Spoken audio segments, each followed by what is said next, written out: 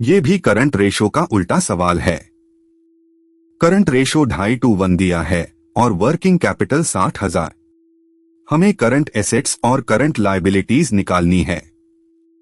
याद रखो, working capital बराबर करंट एसेट्स से करंट लायबिलिटीज घटा 2:1 यानी करंट एसेट्स लायबिलिटीज की 2.5 गुनी। एक चर मानकर पूरा हल निकल जाएगा। सवाल पढ़ो। Current ratio 2:1, working capital 60,000। पूछ रहे हैं करंट एसेट्स और करंट लायबिलिटीज निकालो। ध्यान रखो 2:1 का मतलब है कि करंट एसेट्स करंट लायबिलिटीज की 2.5 गुनी है। वर्किंग कैपिटल दिया है तो एक चर मानकर दोनों निकाल लेंगे।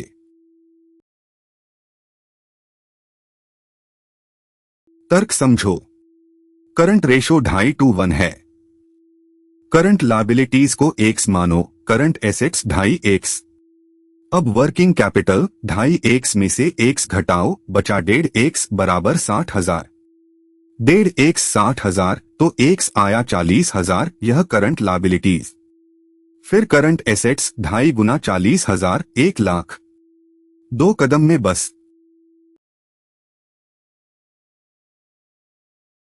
हल करो। Current liabilities x, current assets 2.5x। Working capital 2.5x में से x घटाओ, 1.5x बराबर 60,000। x निकालने के लिए 60,000 को 1.5 से भाग दो, 40,000। ये करंट लायबिलिटीज। अब करंट एसेट्स 2.5 गुना 40,000, 1 लाख। बिल्कुल साफ। आखिरी जवाब। Current liabilities 40,000, current assets 1 lakh. Check करो, 1 लाख में से 40,000 घटाओ 60,000, यही वर्किंग कैपिटल दिया था।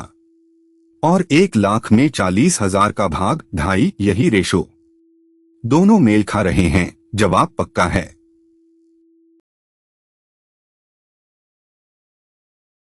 और वो धोखा।